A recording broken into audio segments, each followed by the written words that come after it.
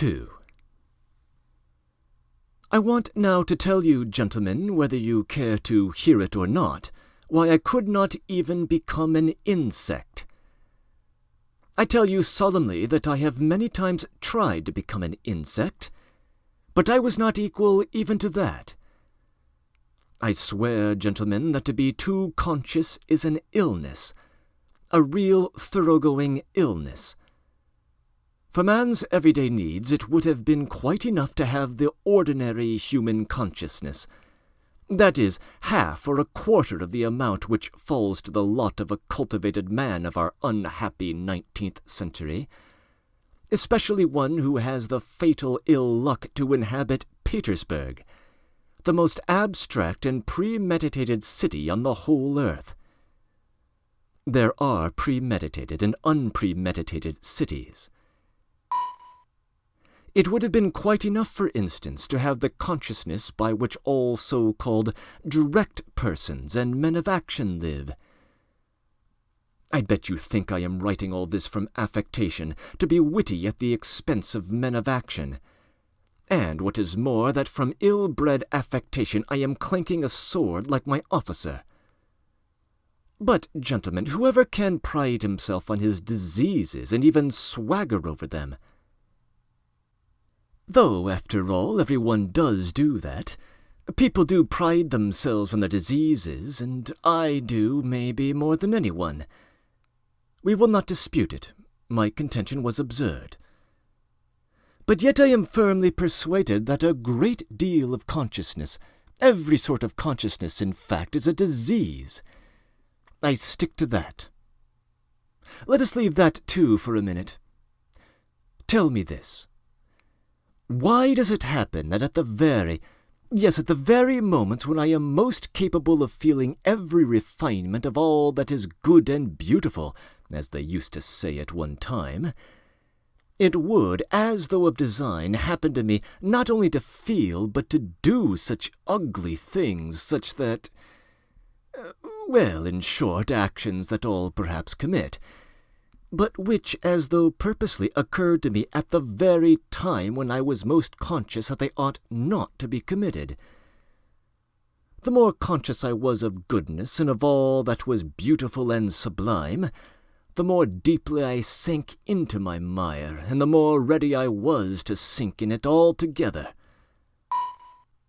But the chief point was that all this was, as it were, not accidental in me, but as though it were bound to be so.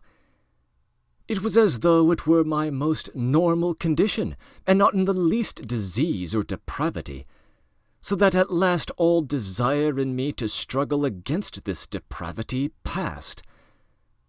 It ended by my almost believing, perhaps actually believing, that this was perhaps my normal condition. But at first, in the beginning, what agonies I endured in that struggle! I did not believe it was the same with other people, and all my life I hid this fact about myself as a secret. I was ashamed. Even now, perhaps, I am ashamed. I got to the point of feeling a sort of secret, abnormal, despicable enjoyment in returning home to my corner on some disgusting Petersburg night, acutely conscious that that day I had committed a loathsome action again, that what was done could never be undone, and secretly, inwardly gnawing at myself for it, tearing and consuming myself till at last the bitterness turned into a sort of shameful accursed sweetness, and at last into positive real enjoyment. Yes, into enjoyment. I insist upon that. I have spoken of this because I keep wanting to know for a fact whether other people feel such enjoyment. I will explain. The enjoyment was just from the too intense consciousness of one's own degradation. It was from feeling oneself that one had reached the last barrier, that it was horrible, but that it could not be otherwise, that there was no escape for you, that you never could become a different man, that even if time and faith were still left you to change into something different, you would most likely not wish to change. Or if you did wish to, even then you would do nothing, because perhaps in reality there was nothing for you to change into. And the worst of it was, and the root of it all, that it was all in accord with the normal, fundamental laws of over-acute consciousness, and with the inertia that was a direct result of those laws, and that consequently one was not only unable to change, but could do absolutely nothing. Thus it would follow, as the result of acute consciousness, that one is not to blame in being a scoundrel, as though that were any consolation to the scoundrel once he has come to realize that he actually is a scoundrel. But enough. I have talked a lot of nonsense, but what have I explained? How is enjoyment in this to be explained? But I will explain it. I will get to the bottom of it. That is why I have taken up my pen. I, for instance, have a great deal of amour propre. I am as suspicious and prone to take offence as a humpback or a dwarf. But upon my word I sometimes have had moments when, if I had happened to be slapped in the face, I should perhaps have been positively glad of it.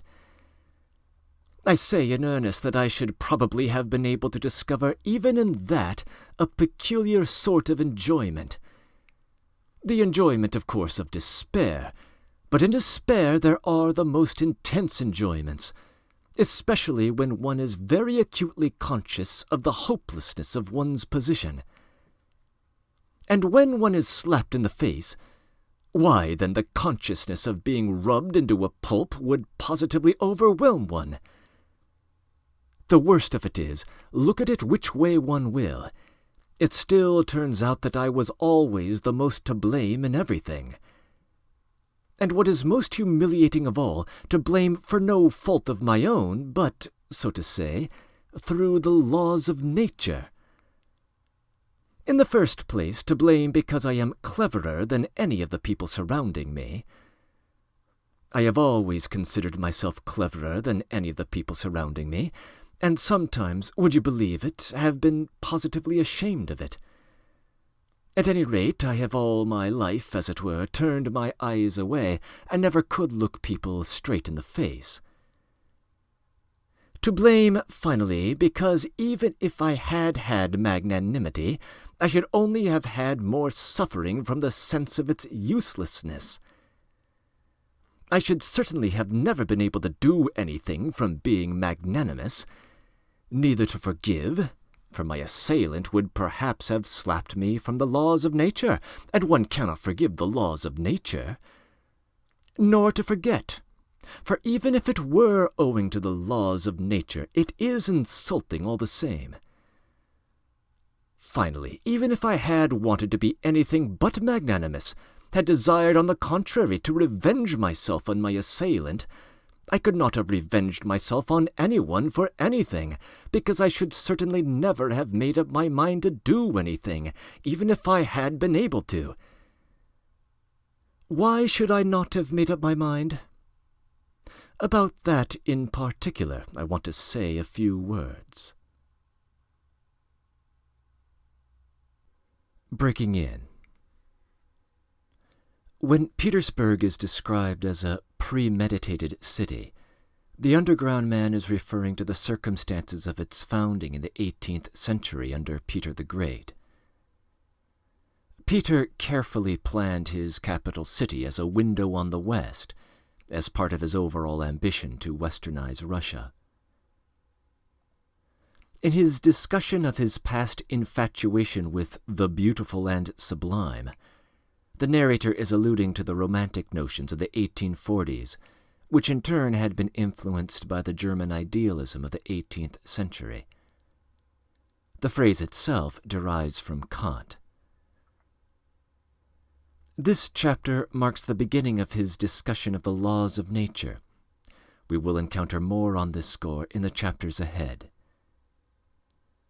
End of comments.